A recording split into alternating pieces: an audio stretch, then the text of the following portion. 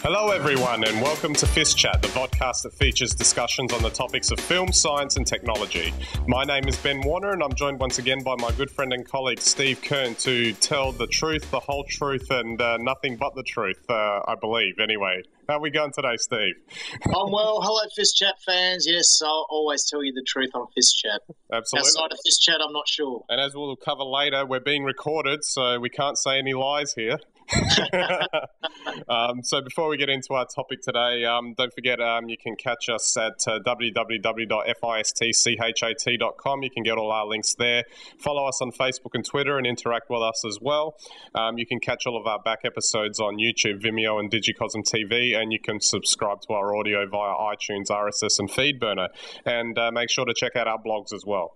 Now, we've got a few different topics that we're going to cover today, but this kind of caught my eye because it's symptomatic of the world that we're living in now.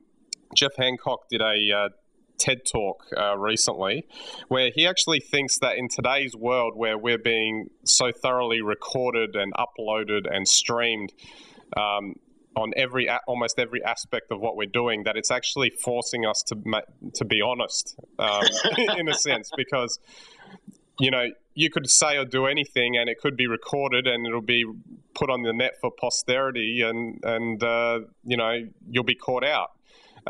Where does it end kind of thing? I mean, are you allowed to change your mind at some point or what? Who knows?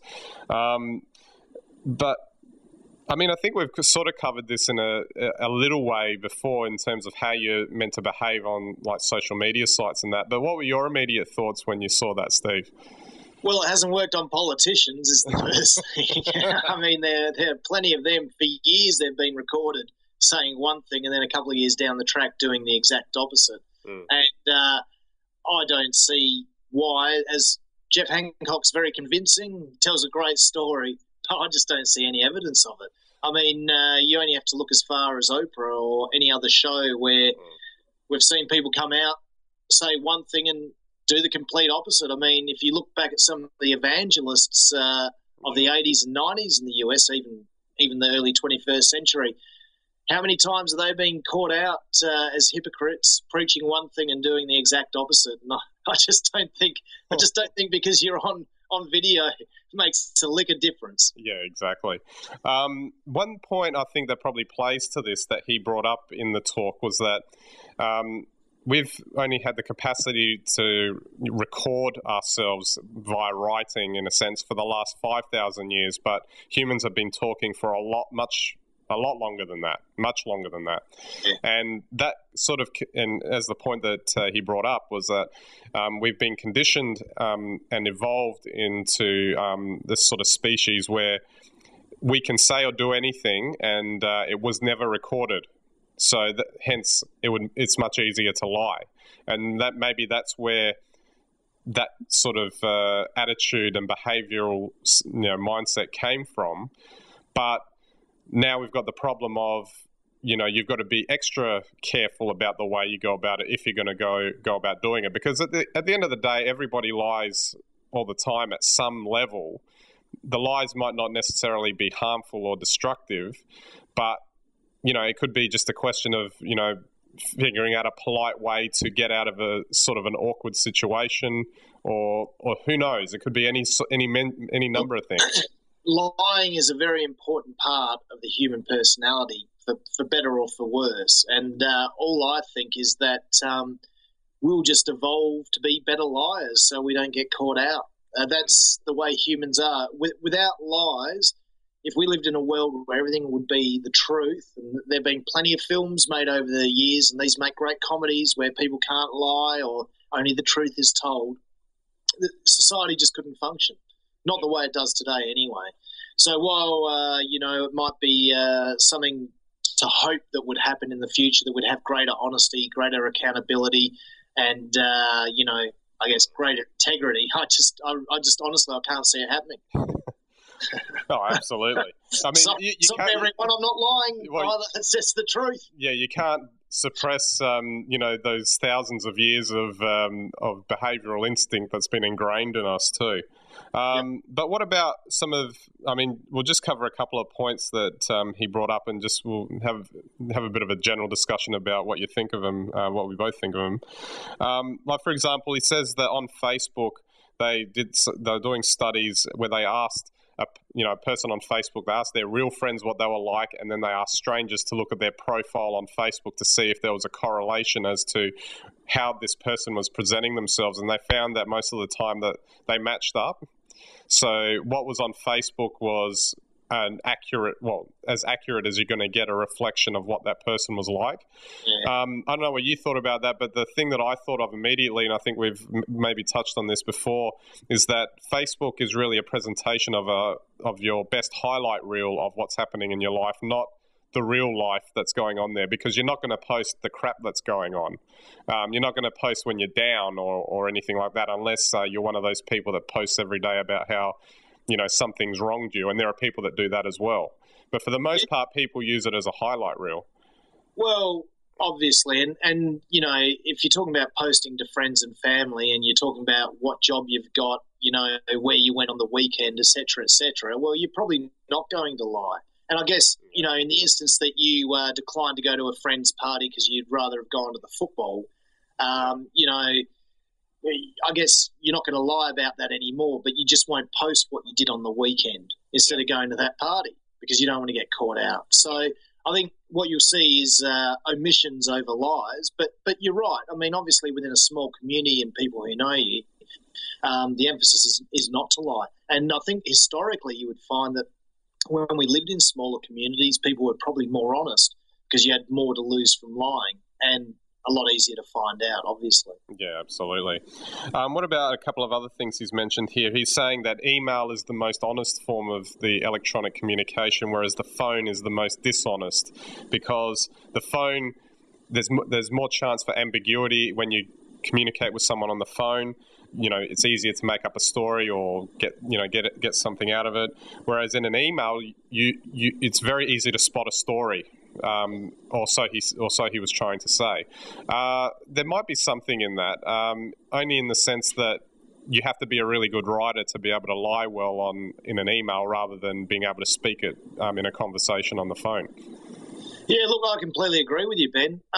But as I say, his talk is very convincing, and I guess the examples he puts forward are very interesting and seem convincing. But when you really sit back and think about them, I guess with a phone call, there's no transcript to analyse, but you can stare at an email for half an hour and really look at what a person's saying. So that might have something to do with it. But I really don't see how you'd be any more honest or dishonest. Yeah, absolutely. So we might move on now.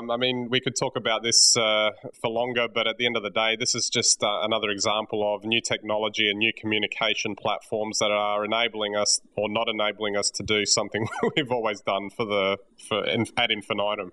Well, and it is important that people do study this and think about it and talk about it at any rate. It's all about discussion, and it is worth thinking about what we're doing and how we do communicate, as you say, in this new technological age. Absolutely. So, all right, we'll move on to our news bites, and we really have to cover this one because, George Lucas could be argued to have done the ultimate sellout by selling Star Wars to Disney and Lucasfilm and all of his properties. I guess he had to do it eventually because he had to stop at some point.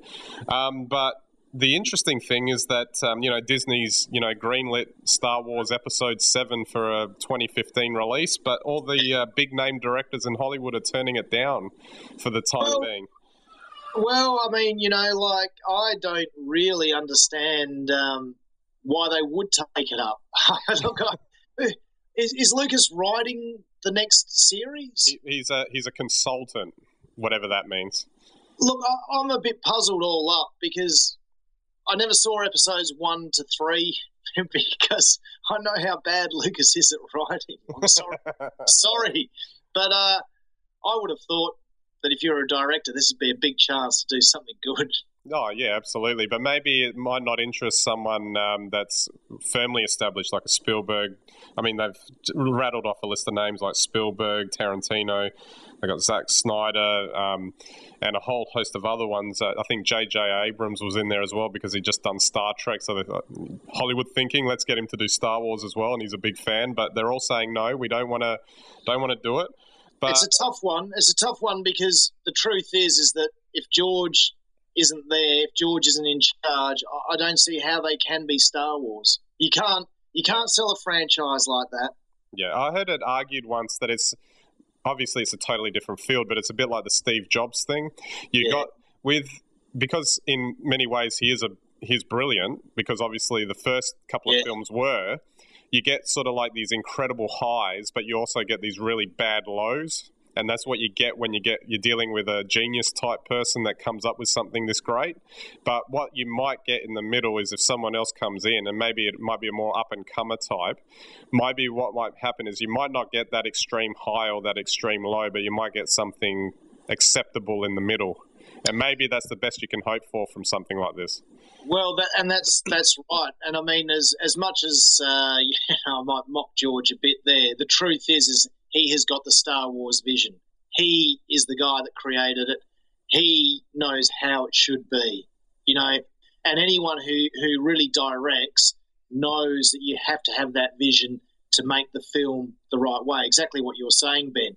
Yeah. So I think if you were a big, well-known director like Spielberg or any of those others you've listed, it'd be very, very difficult to get in there and try and reproduce Star Wars because you could never do it like George. Yeah, exactly. Okay, we'll move on quickly now to our science news bite, and I always love this sort of thing because I love caffeine stories.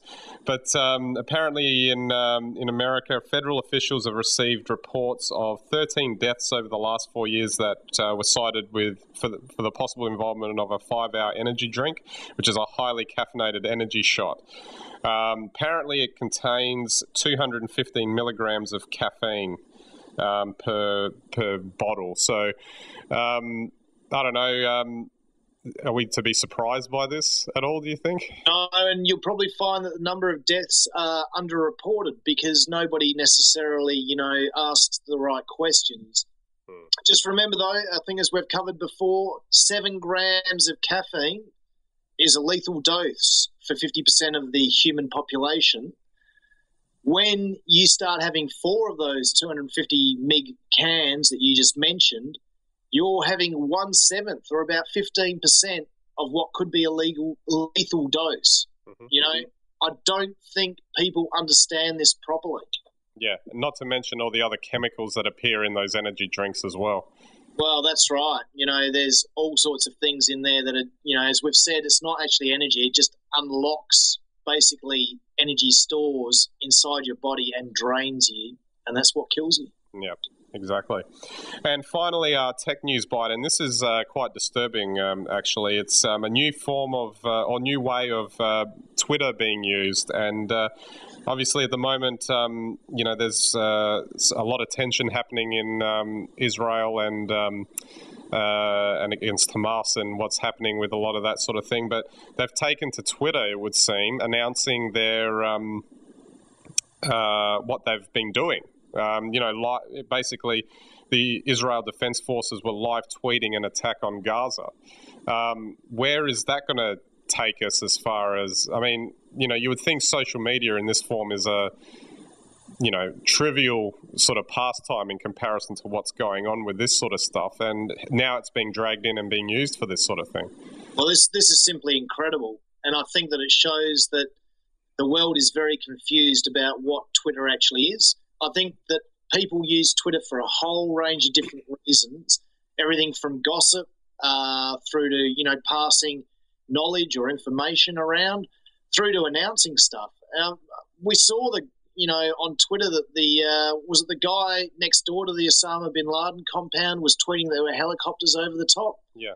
When the raid happened, people live tweeting all sorts of stuff. But now for the military to actively tweet their activities is just, I don't know, it just takes Twitter to a whole new level. But does it mean then that we need another Twitter that's casual Twitter for people that just want to gossip and just be non-professional, and one that is media? Because there's all sorts of legal issues around. I mean, in the UK at the moment, there's the naming of, or the incorrect naming of somebody involved in a underage sex scandal, and they're now going to take hundreds of people to court. I mean,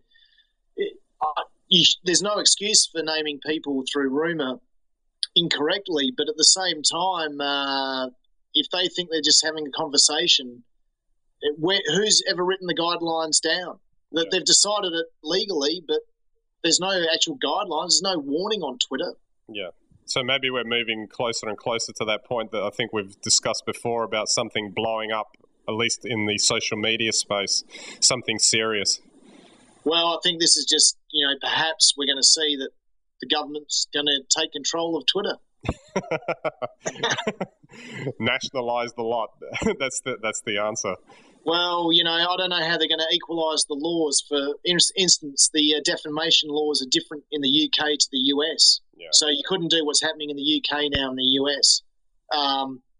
How they're ever going to overcome that, I've got no idea. Yeah, absolutely. How they're going to warn everyone, I've got no idea. Yeah, absolutely. No, we'll have to leave it there, Steve. We're totally out of time now, so thanks again for the chat. Okay, thank you, FiST Chat fans. Thank you, Ben. Tweet us if you've got any information on anything of interest. Absolutely. All right, so that's it for this week's episode, so we'll catch you next week.